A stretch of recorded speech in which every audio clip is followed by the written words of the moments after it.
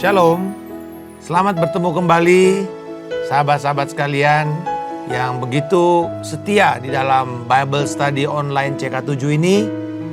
Saudara yang begitu antusias mempelajari Alkitab kita itu secara berurutan untuk kita bisa mengenal Allah dengan lebih baik. Dan kita bersyukur juga bisa masuk di dalam pembahasan kitab yang baru, yakni Amsal atau peribahasa Alkitab. Nah, hari ini kita akan belajar dari Amsal 6 mengenai berbagai-bagai nasihat atau hikmat. Dan tentu ini tidak mudah karena ayatnya cukup panjang, 35 ayat, dan sebenarnya ini dibagi kepada dua bagian besar dari nasihat. Tapi kita akan fokus kepada bagian pertama saja yang akan menolong kita untuk melihat 3 jenis manusia yang rendahan. The inferior type of person. Gimana orang-orang yang dianggap rendah oleh Tuhan itu seperti apa? Siapa mereka ini? Dan apa yang harus dilakukan kepada mereka ini? Dan saya percaya bahwa hikmat ini akan menolong kita semua untuk menjadi orang-orang percaya yang produktif dan yang memuliakan Tuhan. Karena itu saya mau mengajak kita semua. Kita datang kepada sumber hikmat kita, yaitu Allah. Yang membentuk kita dan menjadikan kita sebagai alat kemuliaannya. Kami berdoa, Bapa, Engkau adalah sumber hikmat kami. Engkaulah penjunan kami. Engkaulah pembentuk hidup kami. Dan Engkau yang menjadikan kami seturut dengan kehendak-Mu. Biarlah hari ini Roh Kudus menuntun kami lewat firman, lewat keintiman penyembahan kami dengan Engkau. Dan nama-Mu dipermuliakan. Haleluya. Mari angkat syukur saudara kepada Tuhan pada saat ini. Terima kasih Tuhan. Kami bersyukur padamu. Kami muliakan Engkau. Karya-Mu, kebaikan-Mu dalam hidup kami. Kesetiaan-Mu Tuhan. Haleluya. Oh, oh, haleluya. Praise you, Jesus. Haleluya. Bagaikan bejana siap dibentuk, demikian hidupku di tangan-Mu. Dengan urapan kuasa Roh-Mu, ku dibaharui selalu. Jadikan ku Allah dalam rumah-Mu. Inilah hidupku di tangan-Mu. Bentuklah seturut kehendak-Mu. Pakailah sesuai rencana-Mu. Ku mau seperti-Mu, Yesus, disempurnakan selalu. Dalam segenap jalanku, memuliakan nama-Mu.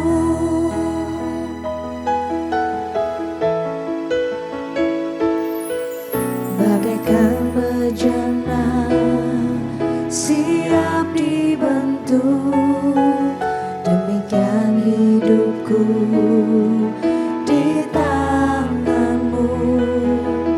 Dengan urapan kuasa Roh-Mu, ku dibaharui selalu.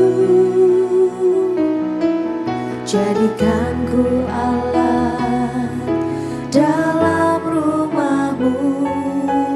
Inilah hidupku di tangan-Mu. Bentuklah seturut kehendak-Mu.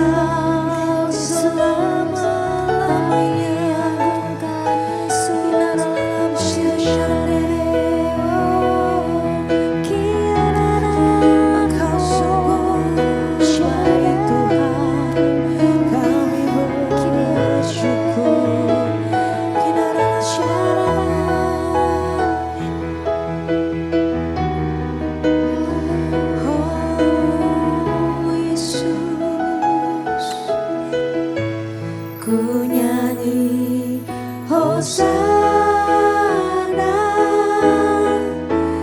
bagi Rajaku yang duduk di tahta. Aku muliakan dan ku agungkan, Kau layak disembah. Ku nyanyi Hosana bagi Rajaku yang duduk di tahta. Aku muliakan dan ku agungkan, Kau layak disembah.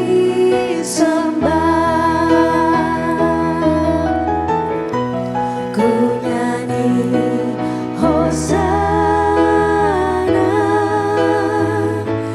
bagi Rajaku yang duduk di tahta. Aku muliakan dan ku agungkan, Kau layak disembah. Ku nyanyi Hosana bagi Rajaku yang duduk di tahta. Aku muliakan dan ku agungkan, Kau layak disembah. Ku nyanyi Hosana bagi Rajaku yang duduk di tahta. Aku muliakan dan ku agungkan, Kau layak disembah. Kau layak disembah. Kau layak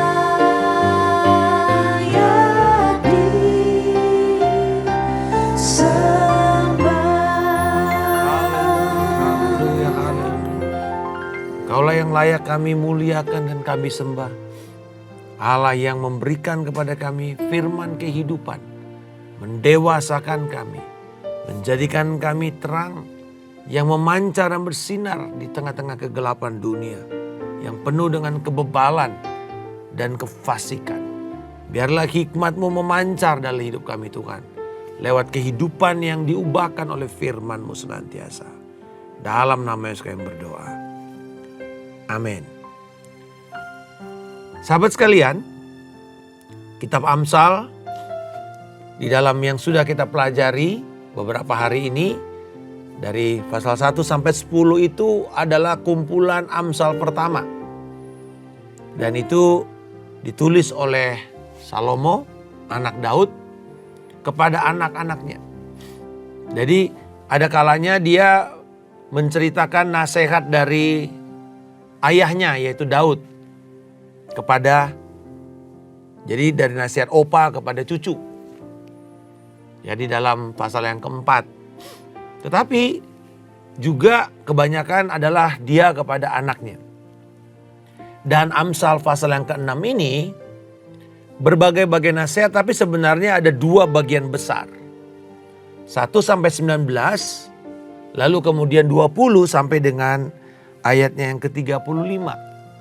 Nah, kalau kita melihat kenapa saya tidak fokus ke pasal yang ke-6 ayat 20 sampai dengan 35, karena di Amsal 5 banyak dan difokuskan kepada nasihat tentang perzinahan. Jadi ini seperti penekanan kembali. Nah, jadi karena itu saya ingin kita melihat kepada bagian pertama dari Amsal ini, yaitu Amsal pasal yang ke-6 ayat 1 sampai 19. Dalam hal ini Salomo sudah mengajarkan kepada anak-anaknya, memberikan kuliah nasihat, yaitu tentang 3 jenis manusia dengan kualitas rendahan, inferior. Manusia yang bisa kita identikan dengan kebebalan, dengan kebodohan. Orang yang hidupnya bertentangan dengan hikmat, dengan kualitas hidup yang memuliakan Tuhan. Yaitu ada 3 jenis manusia. 1, ayat 1 sampai 5 adalah si penjamin sesamanya atau surety. Si penjamin sesamanya. Lalu ayat 6 sampai 11 si pemalas. Ayat yang ke-12 sampai 19 si pembuat onar. Si pembuat kejahatan, si pembuat masalah atau troublemaker. Itu nasihat yang berbagai-bagai jenis orang ini diperkenalkan oleh Salomo kepada anaknya. Janganlah kamu seperti itu. Nah, yang pertama adalah si penjamin sesamanya. Pelajaran yang merupakan pengajaran atau nasihat ini mengarahkan anak-anak kepada satu keadaan yang bodoh. Yaitu keadaan kalau kamu terjebak sebagai penjamin sesamamu. Ayat 1 dan 2.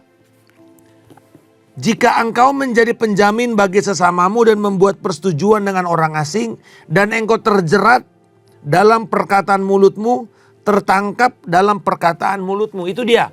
Keadaan bodoh atau situasi bodoh yang orang tersebut akhirnya menjadi penjamin. Misalnya ada orang yang berhutang ya kepada pihak lain, lalu Anda menjadi penjamin atau personal guarantee antara bank dengan satu yayasan atau satu lembaga, lalu Anda menjadi personal guarantee. Nah, seringkali ketika terjadi one prestasi, bank akan mengejar si personal guarantee-nya atau garantornya itu. Nah, di dalam istilah perbankan ini memang dijaga, diatur dengan benar. Tetapi pada waktu itu, di mana semua perjanjian itu bukanlah berbentuk kontrak, tetapi berbentuk perkataan. Sampai sekarang, contoh kalau saudara para pedagang-pedagang berlian Yahudi yang ada di Antwerp, di Belgia, itu seringkali mereka membuat satu deal atau penjualan-penjualan yang bisa ratusan juta sampai miliaran rupiah itu hanya dengan salaman dan perkataan saja. Ini sesuatu yang sangat berat sekali bobot dari sebuah perjanjian itu atau fakta itu. Nah, karena itu saudara-saudara, di sini menjadi penjamin itu tidak mudah dan dikatakan sebenarnya akan lebih banyak kerugiannya. Jadi bagaimana caranya, solusi bijak untuk keluar dari situasi itu? Bila kita mengalaminya, bila kita kejebak dengan kita mengatakan aku jaminlah orang ini pasti bagus gini. Lalu kemudian terjadi deal bisnis dan kemudian orang ini melarikan uangnya. Lalu kemudian dia pasti cari kita kan. Bahkan Anda yang memperkenalkan Pak. Jangan-jangan Anda juga dapat duit dari orang itu. Di dalam bisnis pihak ketiga yang memperkenalkan biasanya dia mendapatkan komisi juga. Nah, saya sering juga kadang-kadang kita berusaha menjadi bridge builder antara jemaat dengan jemaat lain. Tapi kemudian terjadi pertikaian mereka. Lalu kemudian yang disalahkan pendetanya. Habis Bapak sih yang kenalin orang ini sama saya. Sekarang saya ngalamin kerugian. Nah, ini saudara-saudara. Padahal mungkin bukan tentu kita tidak dapat apa-apa pun dari sana. Hanya kita ingin membuat mereka saling bisa terkoneksi atau mereka bisa saling ada usaha yang bisa memberkati satu sama lain. Nah, saudara-saudara, bila kita terjebak dalam situasi ini, bagaimana jalan keluar? Ada nasihat yang baik yang diberikan di dalam ayat 3 dan 4. Yaitu dikatakan, buatlah begini. Dan engkau melepaskan dirimu. Karena engkau telah jatuh ke dalam genggaman sesamamu. Pergilah, berlututlah, desaklah sesamamu itu. Jangan membiarkan matamu tidur dan kelopak matamu mengantuk. Artinya, datanglah dengan kerendahan hati. Lakukanlah permohonan. Kalaupun kita berusaha menyelesaikan, jangan putus asa dan jangan berhenti berusaha. Sampai terus. Nah, kita tahu ini walaupun memang sedikit berbeda, tapi ini bagian dari budaya masyarakat di timur dekat kuno, yaitu Palestina pada abad itu atau pada perjanjian lama.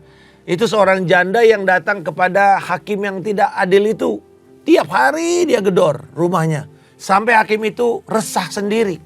Akhirnya mau membereskan masalah perkara hukumnya. Nah saudara-saudara, datang dengan satu sikap untuk merendahkan hati, berlutut, itu sepertinya kita betul-betul udahlah, saya udah kejebak ini. Bagaimana caranya saya bisa keluar? Rendahkan hatimu. Nasihat yang baik yang juga untuk meringkas dari kita itu segera keluar dari jebakan di dalam ayat yang kelima. Lepaskanlah dirimu seperti kijang dari tangkapan, seperti burung dari tangan pemikat. Dengan kata lain, kalau sudah terlepas, segera lari. Jangan lagi berusaha untuk mengharapkan sesuatu dari sana atau kita dekat-dekat lagi dengan perkara itu. Segera lari. Jadi di sini bagaimana kita melakukannya? Ya, bagian utama dari 7 nasihat singkat tadi itu adalah mendesak. Artinya jangan memberi yang tidak terputus-putusnya di dalam ayat 4b itu. Ya, jangan kamu menyerah, jangan izinkan matamu mengantuk. Artinya jangan tidur, jangan lalai, jangan abai. Tetapi nasihat utama daripada kalau kita terjebak sebagai seorang penjamin adalah ayat 3a dan ayat 5a, yaitu membebaskan diri. Itu nasihat utamanya. Bebaskan dirimu dari keadaan di mana kamu menjadi penjamin.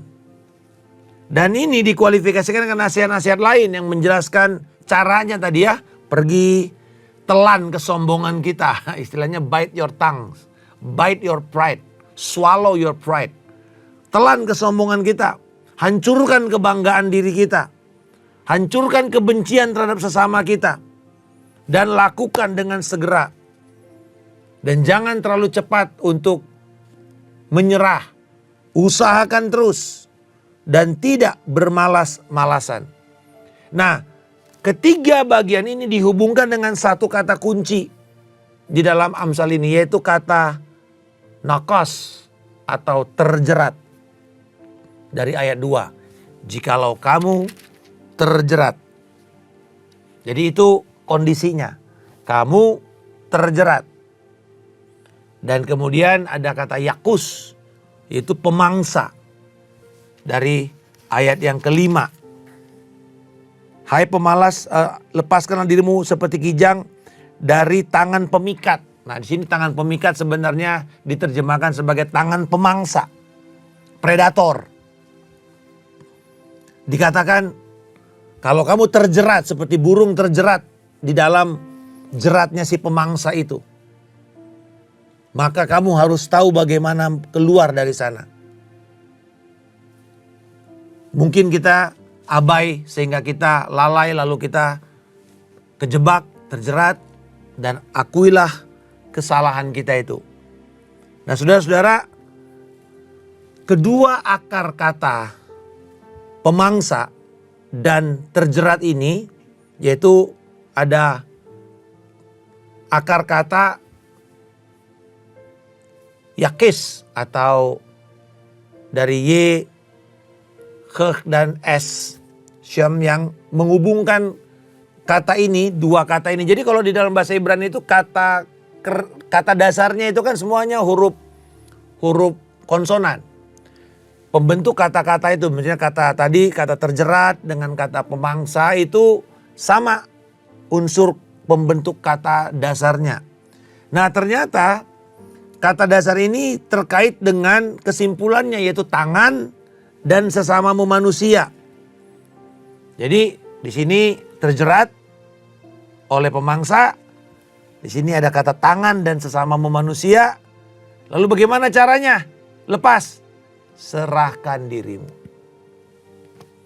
Ya, jadi tunduk, menyerahkan diri, bertobat, lepaskan dirimu dari sana. Bebaskan dirimu. Jadi yang pertama, nasihat kepada orang yang terjerat sebagai penjamin sesamanya. Datang minta ampun, datang minta maaf, lalu kemudian segera lepas dari sana. Pelajaran kedua, menghadapi si pemalas. Ini tema pemiskinan ekonomi. Tetapi bukan karena keadaan, tetapi karena kemalasan dari diri sendiri yang terus-menerus berlanjut. Jika sebelumnya hal-hal yang menyebabkan penderitaan finansial itu di dalam pasal yang kelima itu adalah istri. Ya, mungkin mohon maaf kepada para istri di sini. Tapi Alkitab mengatakan dalam pasal 5 ayat yang ke-7 sampai 10 dikatakan, jauhkanlah dirimu dari dia, dari perempuan yang menghampiri pintu rumahmu, yang tidak menyerahkan kehormatanmu kepada orang-orang lain, ya. Dan akhirnya mereka dirusak. Sebenarnya ini bukan istri dalam arti istri sah, tapi lebih kepada laki-laki yang melakukan selingkuh. Kan kebanyakan selingkuhan itu atau perzinahan itu karena mencari yang lebih mudah, mencari pemuas hawa nafsu. Dan biasanya yang muda ini selalu cuma mau melihat, alasannya cuma uang. Gitu. Itulah yang terjadi, pemiskinan itu. Nah, juga kadang-kadang istri tanpa sadar seringkali merongrong suaminya untuk keinginan-keinginan tertentu.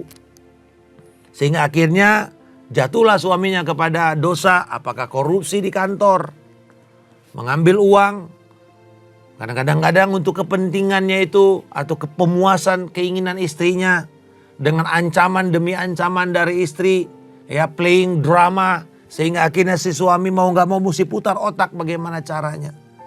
Nah, saudara-saudara, ini bahkan dikatakan dalam pasal yang ke-6 ini bahwa orang-orang yang kejebak di dalam penjamin sesamanya akhirnya dia juga biasanya terkait dengan masalah finansial, hutang piutang. Nah, bagaimana caranya?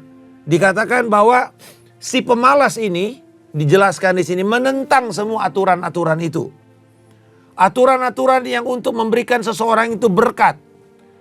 Walaupun Tuhan sudah berjanji kepada kita, tetapi ingat, ada bagian kita. Bagian kita adalah kerja keras, rajin, tunduk pada otoritas.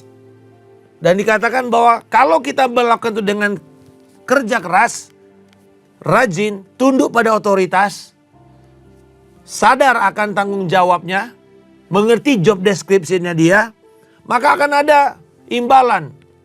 Hasil dari kerja yang jujur adalah berkat dan tidak ada satupun yang bisa menentang proses ini. Jadi dengan kata yang begini, seringkali dalam nasihat atau dalam konseling saya selalu melihat orang yang mengatakan mengenai kesulitannya. Saya bilang sama dia, coba kamu lihat urut-urutan proses kenapa kamu jadi begini. Karena tidak mungkin, Tuhan itu bukanlah magic yang begitu saja lalu tidak ada hubungan satu sama lain. Selalu ada sebab, ada akibat. 1 tambah 1 pasti 2. Mau kamu jungkir balik ya begitu, pasti hasilnya begitu. Jadi kalau ada proses yang tidak benar, yang tidak sesuai dengan firman Tuhan, jangan kaget kalau hasilnya pasti tidak memuliakan Tuhan atau menyakitkan diri kita sendiri. Nah, saudara-saudara, pada waktu si pemalas ini ya diceritakan di sini, kita melihat bahwa orang-orang ini adalah orang yang menentang semua prosedur standar bagaimana orang itu bisa produktif dan bisa berhasil secara pekerjaan. Meinhold, seorang teolog dan penafsir Alkitab, mengatakan bahwa kalau si penjamin itu, penjamin sesama itu adalah spekulan. Spekulan yang berusaha mencari keuntungan dari pekerjaan. Mencatat kesamaan antara si spekulan ini adalah apa? Jadi kalau yang pertama itu si penjamin ini sebenarnya karena dia punya keinginan untuk mencari sesuatu. Ya, istilah kita sekarang ini adalah pencari rente. Ya gitu ya, cari spread antara si yang saya mau pertemukan ini, saya jamin saya nanti dapat untungnya. Ya kalau istilah kita bilang dulu zamannya maklar gitu ya. Penjamin sesama. Dia dapat rente, dia spekulan. Tetapi si pemalas ini apa kesamaannya? Sama-sama ingin mendapatkan keuntungan tapi tidak dengan jujur. Tidak dengan kerja keras.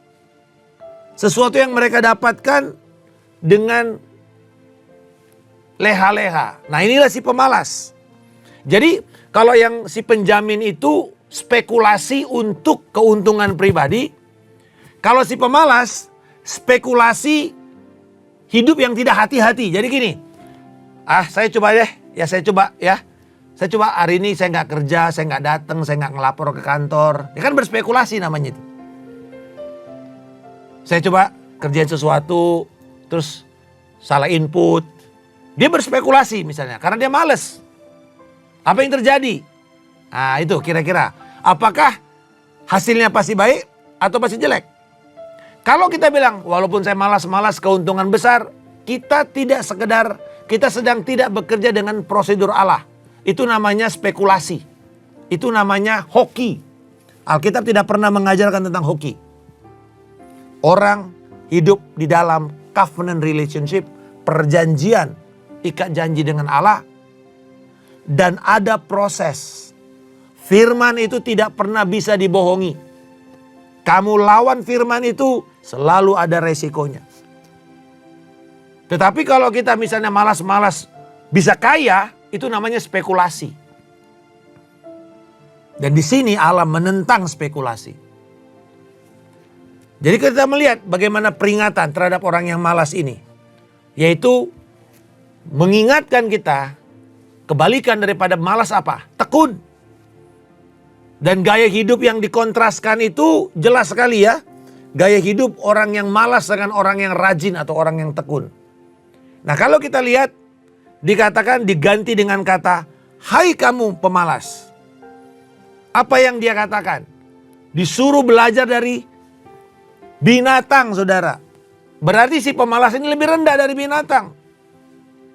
Bahkan Alkitab mengatakan pemalas itu dosa. Lebih rendah dari binatang. Dia bilang kamu belajar dari binatang. Belajar dari semut. Bapak Ibu, kalau di rumah itu ada jalur semut. Biasanya ada di kamar mandi atau apa. Perhatikan. Bapak Ibu yang mungkin harus ke WC jam 3 pagi, jam 2 pagi. Terus lihat semut.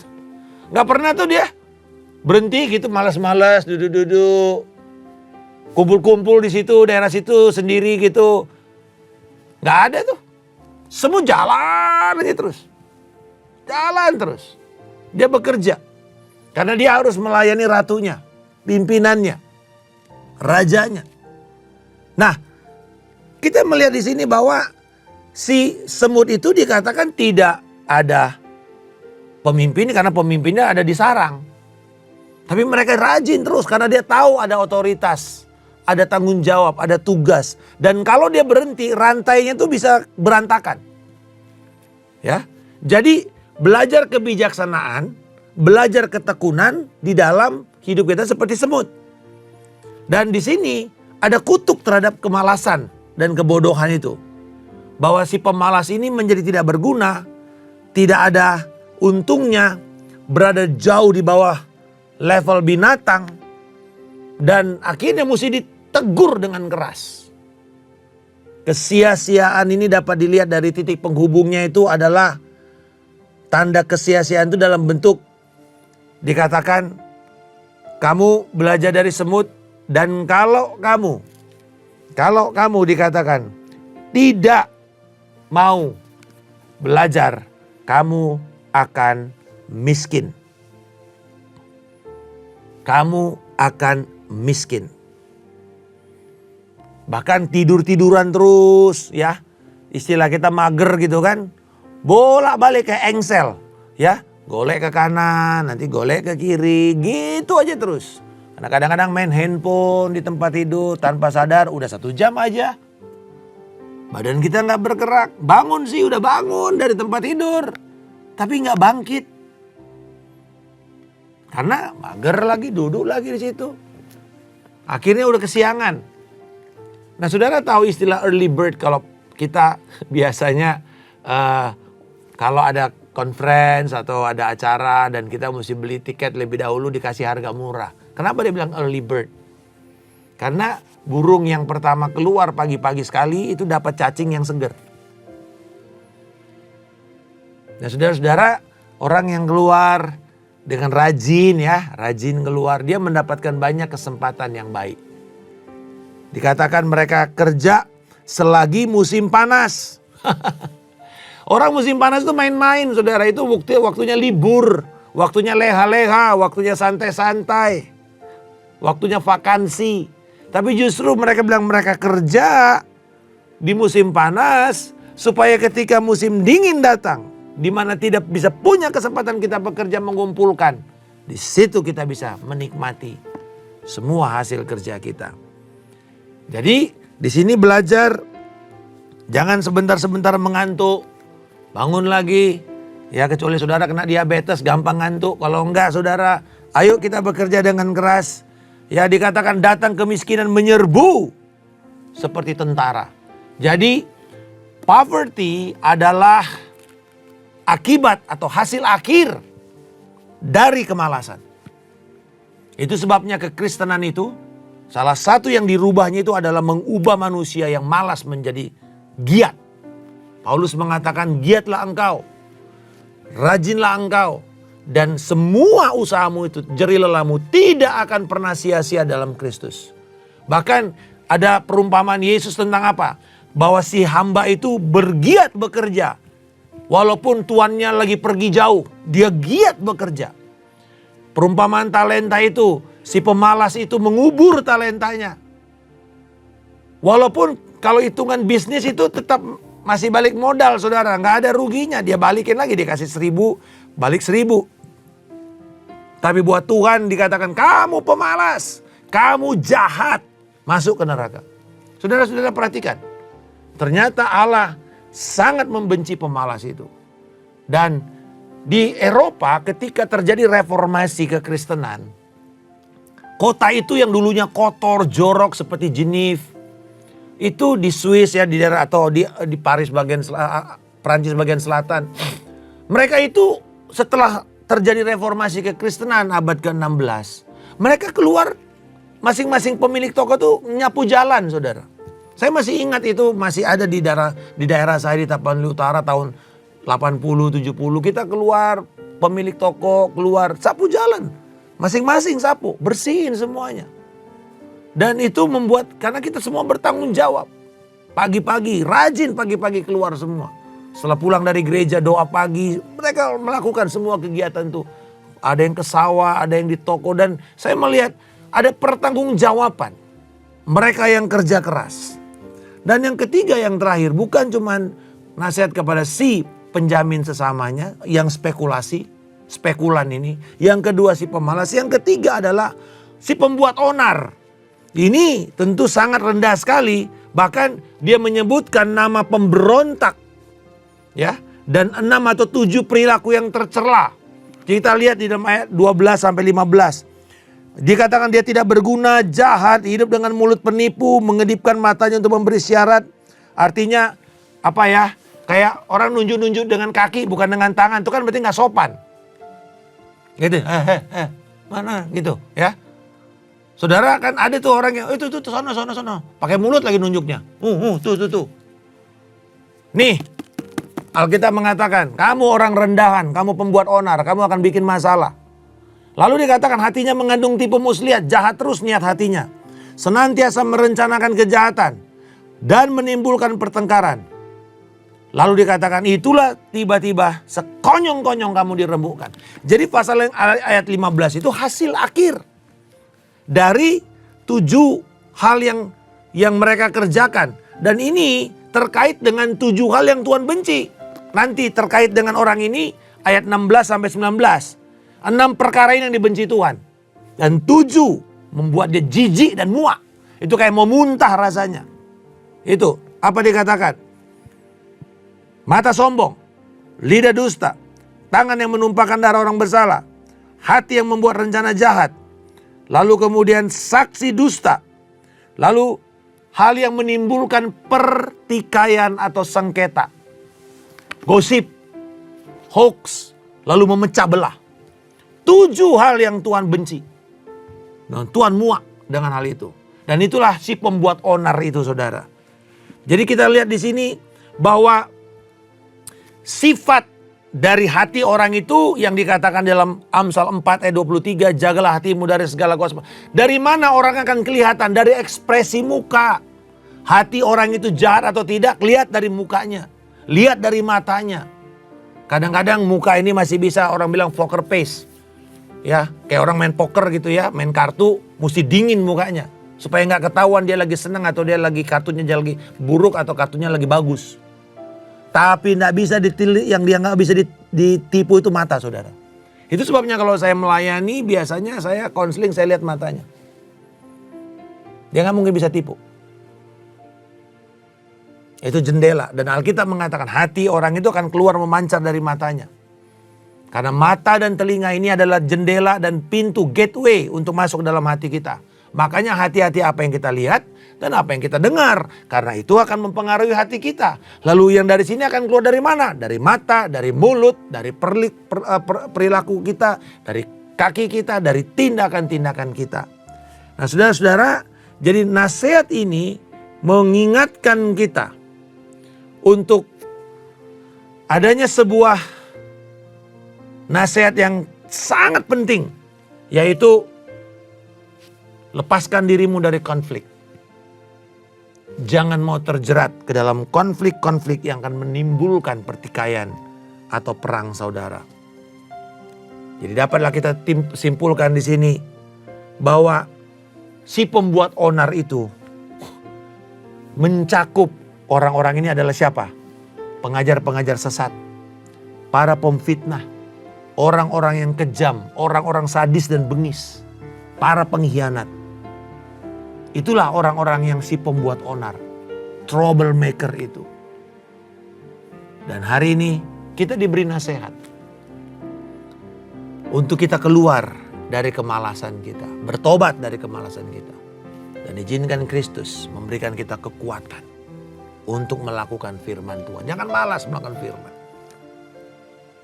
Dan biarlah kita semua di sini terhindar dari salah satu dari 3 kondisi manusia yang rendahan ini.